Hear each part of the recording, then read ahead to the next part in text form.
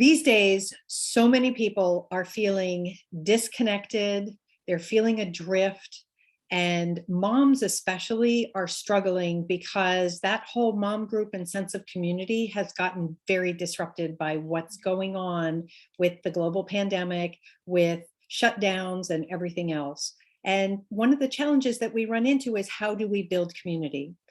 Well, I'm Mira Desi. I'm the ingredient guru. I talk about food, but today I have an amazing guest who I cannot wait to talk with her. So I'm going to tell you just a little bit about her, and then we're going to dive right in.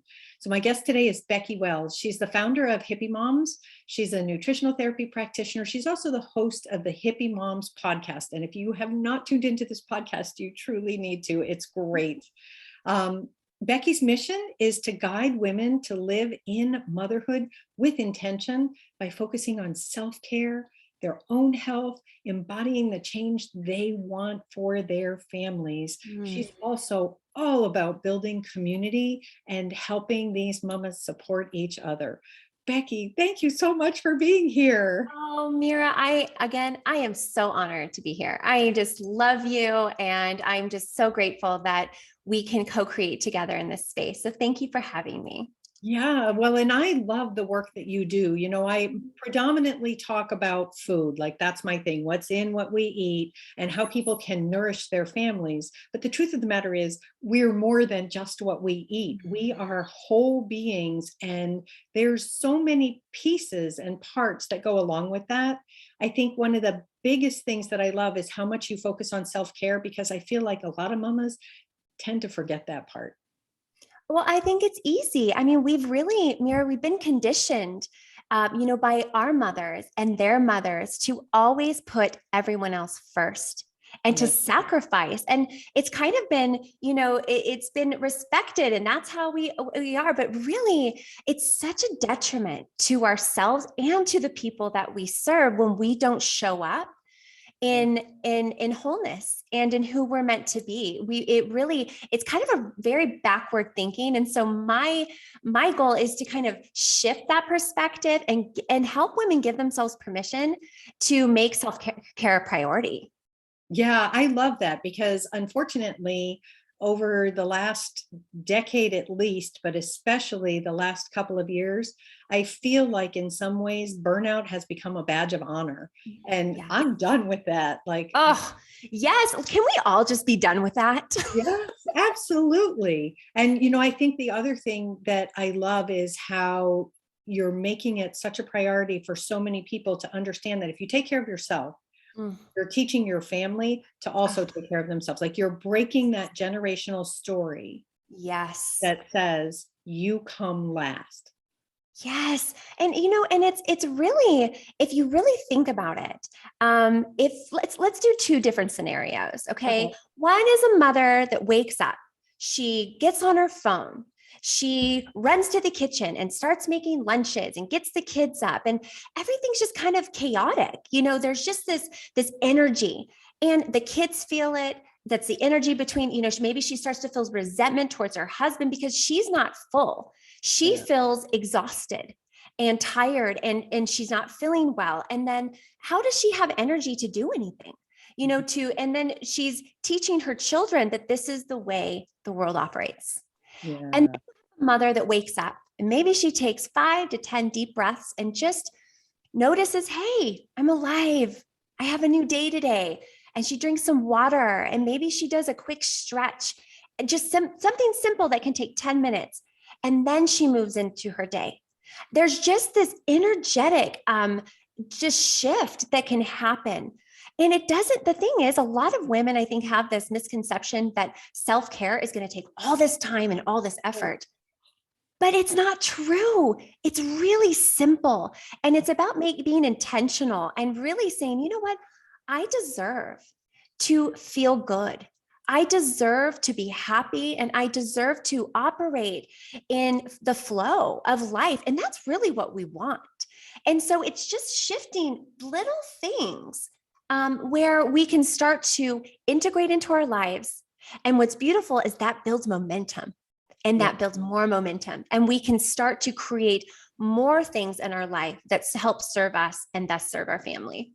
And I love that you said that, because so many people think self-care means like booking a week in Bali, which does sound fabulous. Oh, I am going to do yes, it does. but you're booking a week in Bali and leaving everything behind, like that's self-care. No, Yeah. self-care is, 15 minutes to do meditation, sitting with a beautiful cup of tea and just like Mm, savoring the aroma and the warmth in your hands, or yes. even just, taking time to skin brush in the morning, doing something that's taking care of you is just amazing. So I love Absolutely. that you point that out. Yeah. No, I love that. And I, yes, I mean, it really is the simple things, but I also want to note that self-care isn't always pretty. It's Mhm. saying no to Yeah. things that you know you really don't want to do. Mhm. It's setting up boundaries and really listening and tuning in to your heart. And I think so many of us are just on this hamster wheel. I think that was a big gift of the of what has happened, of the pandemic, is because it forced us to stop. It Mhm. forced us to go to our houses, to, maybe we reorganized, or we started to spend more time there, and we started to say, wow, how nice is it that I'm not in my car for 4 hours a day rushing kids around. Yeah. And it gave us an opportunity to reprioritize. And I think that's something that we have to do all the time. It's not just, one and done. We have to constantly say, is this something that actually that serves me? Because if it serves you, it's going to serve your family. Yeah. Because if you're feeling that you're drained of energy and you're doing all these things you don't want to do, how is that going to impact you as a mother? How is it going to impact your relationships? And so I really, a lot of moms come to me and say, how can I get my kids healthy? And what can I feed them? And I'm like, no, it all starts with you. You are number one. Numero uno is mama. The queen eats first and she takes care of herself first. And a lot of times it isn't trips in Bali or girls, drunk weekends in the wine country. It's making hard decisions. And I think that is something that we want things to be easy. It's simple, but sometimes it's not easy. And so we have to be courageous, and we have to really look at our lives with honesty and say, does this serve me? Like, does this friend, when I leave her, or this person, do I feel filled up, or do I feel drained and tired? Just something like that. Just start to be aware and notice the things that you're doing. Are they filling you up, or are they draining your energy? And start making little shifts. And I love also that you pointed out it's not just us, it's those things around us, people, situations, etc. Mm. Because one thing that's become very clear, sadly, over the last couple of years is how isolated so many people have become. And that means that your community, however big or small it is, your bubble is even more important. And so you Oh, need to make sure that you're in a community that is lifting you up and yes. helping support you, that you're all there for each other, which is really, really important. Oh, I could not have said that better. We need community, and we need to be particular about our community and intentional about what energy that we want to be around. And a lot of people ask, well, how do you build your tribe? How do you build your community? And the number one thing I say is you have to first go within and start cultivating and generating the energy that you want to create. So if you want to be around happy, uplifting people, you have to generate that. And I know that that sounds so simple, and I get it's not easy, but that's why it's so important to find those times during the day where you can connect with yourself. Deep breaths, like you said, even a 10-15 minute meditation, put on a guided meditation, listen to relaxing music. Maybe it is just sitting outside with a cup of tea and just enjoying it and being with yourself. I think so many of us are scared to be by ourselves and with ourselves. And it breaks my heart because a lot of people have a hard time sitting still because the mind, right? It's chaotic, it's a monkey mind, but our mind is a tool. It is a beautiful tool, and we must master this tool rather than allowing the mind to master us. And so the more that we can come into connection with who we are, and deep breaths, and just noticing the thoughts without judgment and finding the little space between. That's where the magic is. Well, and even more than that, I love everything that you're saying, but I think it's also part of the challenge is we have become conditioned by living in this instant information, always on the go, push, push, push, fake it till you make it kind of environment that makes us feel like we have nowhere that we can simply be and be ourselves. And I love on your podcast, so many of the guests that you bring on, it's all about really connecting with who you are and not only building that community, but deepening your own ability to nurture and nourish. Because quite frankly, doesn't matter if you're raising boys or girls, the girls need to see that they need to take care of themselves, and the boys need to see that they need to take care of themselves, and there needs to be a respect and a balance for both, for the entire family unit. It's not, let's be honest, kids are egocentric, they're little sponges. But eventually the goal is for them to grow up and learn how to be fully functioning humans. And so we need them to see that their mother and their father hopefully are embodying this, I'm a human, because let's be honest, I had 3 kids. I was me before I had 3 babies, Yes. That never changed just because I had them. Right. And same for you, you were a whole individual before you coupled up and started reproducing humans, But it's hard for us because society goes, oh, well, did that, what is it? Been there, done that, bought the t-shirt, on, and that's not how real life works. That's not how we build a healthy sense and balance in our lives. Oh, Mira, I think you bring up so many amazing points. And I want to just kind of dive in a little bit more, because the first thing you said was this: we live in a world of distractions. And here is the issue. It is our attention. Where our attention goes, grows. So wherever we focus our attention on is our life experience. And so many of us are distracted. We get a ding. We're on Facebook. We're having this, a kid, and we get all the things, and we live in this chaos. But we're creating the chaos because our mind is in chaos and our attention is all over the place. And so this is why I truly believe, you can call it prayer, stillness, meditation, walking meditation, whatever you want to call. It's about training the attention to focus on something for a longer period of time. And that is our, I believe, our mission here, because where we focus is how we create our lives. And so if we can be more intentional with where our attention goes, what happens is we start to create. If we want a more calm life, let's attention on what is calm in our life. How can we cultivate more calm in our life? Because all of this distraction is just an illusion. It's something that we're subscribing to, most of us unconsciously, that we can just as easily, just as we can unsubscribe from an email, we can unsubscribe from this illusion. And some of the things that I've done is I've taken social media off my phone. I never have any notifications come on at all. And I really, really find time where I'm disconnected, I'm unplugged, and whether I'm just with my kids, being more present. I never use my phone with my children. Sometimes if I'm doing text message, I'm saying, I'm sending a message, this is what I'm doing. But a lot of us, I see so many people, even at dinner, just scrolling through their Facebook on their phone. And it just breaks my heart, because we're losing that connection with ourselves, with our families. And this is why we're losing connection with our tribes, because we're really slowly losing connection to ourselves. Well, and it's a fake sense of community, because it's, first of all, very surface.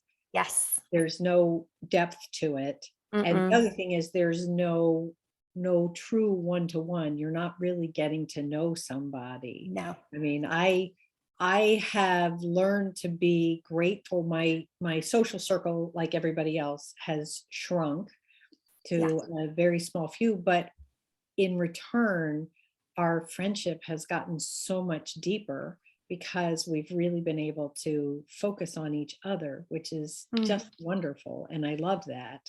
Beautiful. I think, the other thing that is really, really challenging for so many people is, how do you turn off those distractions? Where do you start to build those skills to be able to do that? Because it's not like just going, okay, I'm going to turn everything off. We don't realize how addicted we are. Like I do a news fast twice a week. Ooh. On Wednesdays and Saturdays, I do not read any news. Now, believe me, it still gets in sometimes because someone will say, hey, did you see in the news? But I don't deliberately go to any of the news sites. I no longer take a newspaper. I just don't. But it was really hard in the beginning. It is. And then when I turned off all of my notifications on my phone, like, you don't realize how addicted you are until you don't have it anymore. And the challenge is, this is us as fully grown adults knowing that we really shouldn't be doing that. What about the kids? Like, they're surrounded by it.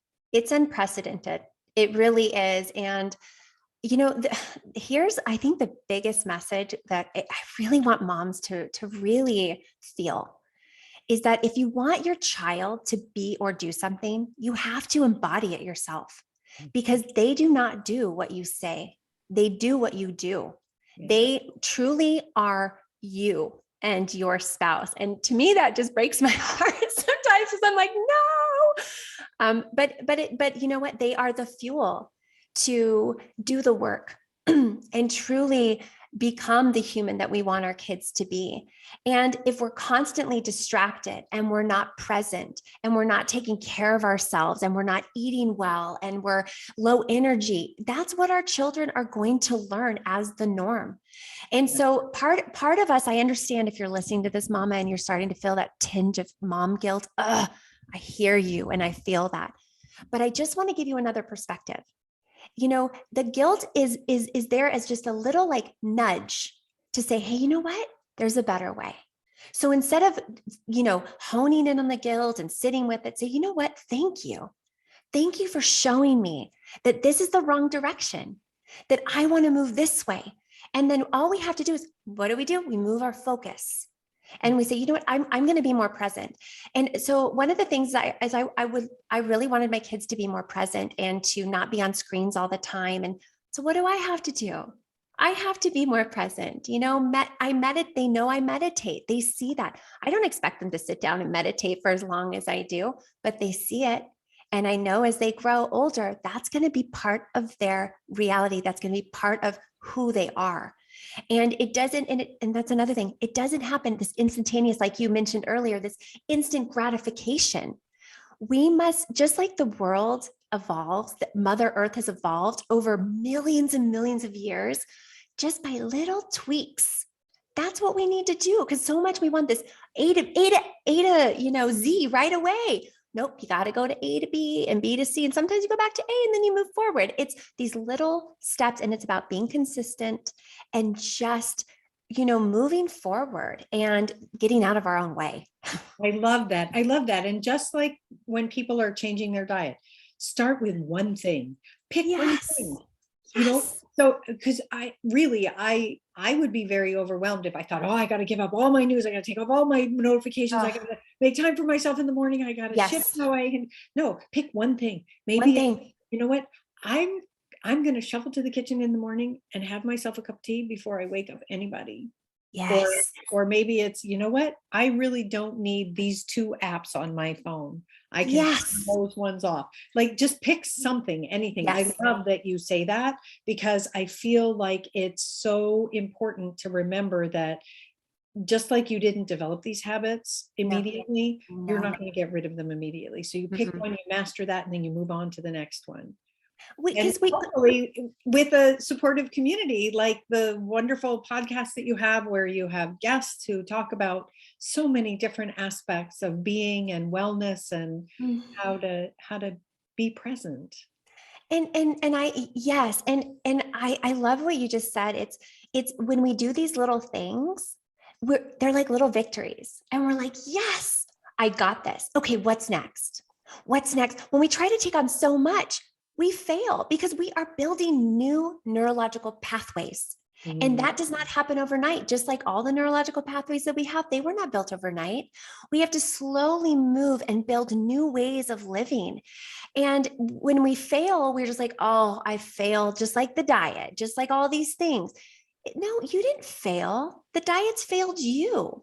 The idea that you have to be something or someone that you're not is failing you. So we have to really shift our perspective and say, what is it that I can do today for myself?